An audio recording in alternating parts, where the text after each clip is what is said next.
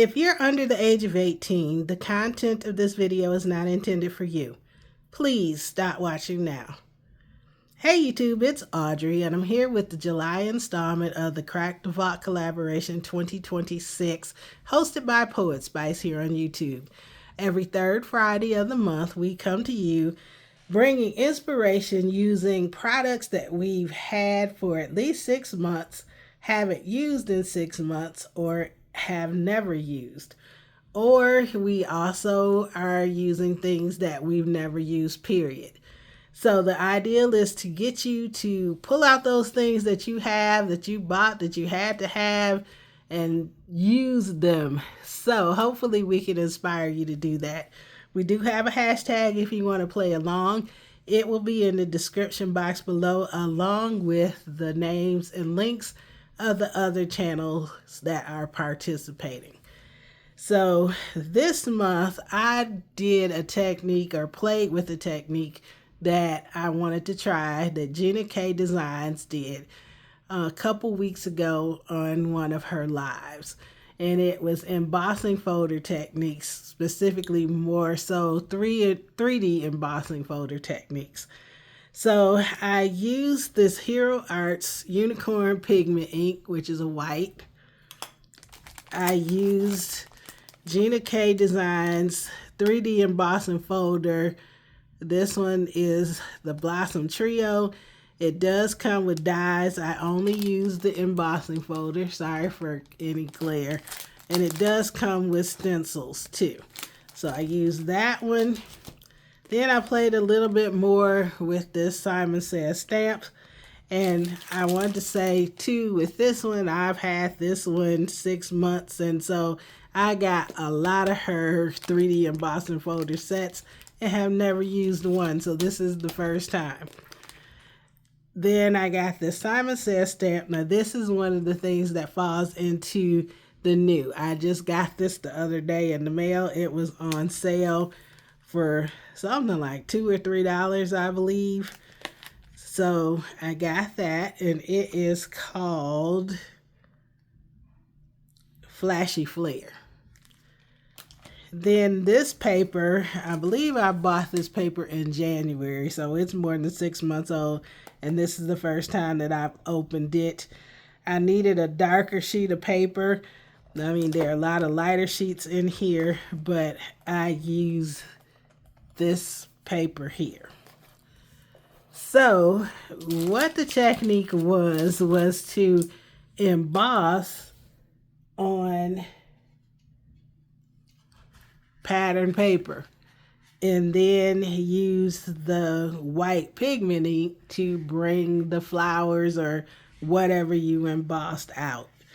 So I used this paper from the paper pad, and you need to have a heavier paper. So if you have the Michaels ones, it seemed to work fine, or if you have some heavier weight pattern papers, those work well too. So I used that 3D embossing folder from Gina K, and I embossed it, and I used my Platinum 6. Now Gina K's embossing folders are very thick, and a lot of people are having trouble trying to figure out the use of the sandwiches for other machines, if you don't have her particular intricate machine. So she did announce a couple weeks ago that she bought like a Platinum 6, and I think she might have bought an Empress, and that she was going to play around with her embossing folders to come up with a sandwich. So I looked on her Facebook group and found some suggestions. So I found a sandwich that worked for my Platinum 6. It's not as deep as it would be probably with hers, especially down here at the bottom. These leaves didn't quite emboss as well as the rest. I'm not sure why, but the technique still worked. This is my first time. I need to play with it some more.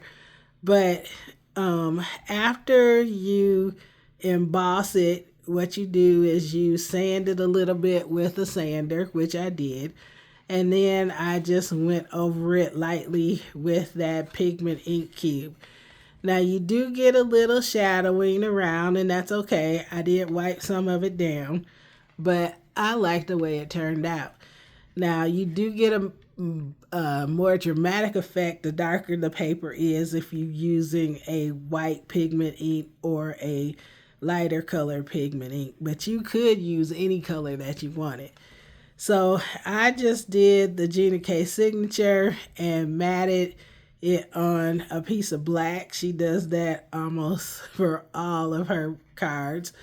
And then I use craft paper, which I haven't used craft paper in, it's probably been years since I used some craft paper to make a card with. So that too is something that I've used that was older than 6 months. This Forever Grateful is a Spellbinders Better Press sentiment. I'm not sure from what Better Press set, because this was just in I have a little bucket that I have sentiments that I just put in there. So I thought that one went well, and just let you see, keep the focus on the floral cluster. On the inside, I have not done anything yet. I'm going to mat it and then put some sort of sentiment or either handwrite a note, because I am forever grateful to a lot of people that have been helping with my dad. On the back, I just have created by me, the So Good Crafter, my YouTube and Instagram. So for the first time, I like the way that turned out. Now I did have the other piece of this paper because it's a 12 by 12 and I cut off a strip. So I used the rest of it to try something else, and this is just a test. I wanted to see if it would work. Now, as you can see, it got a lot of warping from the Simon Says Stamp 3D folder.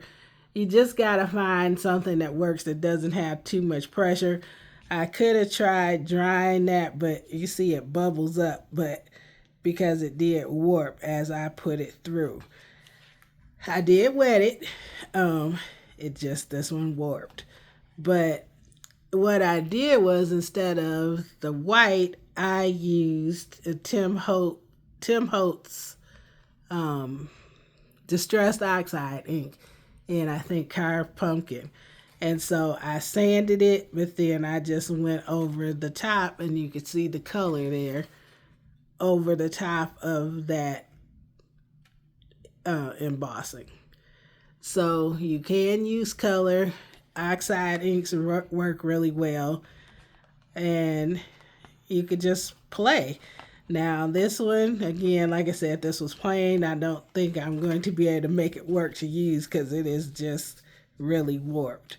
But if you have, machine and you have some embossing folders that you have a sandwich with, like if you use Spellbinders embossing folders with the platinum sticks, you usually don't get a lot of warping like this. So it just all depends. You got to play with it a little bit. But since I had that piece, I did want to see what it would look like doing it with another color, and it worked fine. So those are that's just a new technique I saw with embossing on pattern paper, and I'd seen embossing on pattern paper before just as a background, but when she did this focal and then did the white over it, I was like, oh, I gotta try that. So for my first try, like I said, I am happy with it. So that is what I have made. Please go to everybody else's channel, check them out, and give us likes, comments, and thank you so much for watching, and you have a great and a very blessed day. Bye-bye.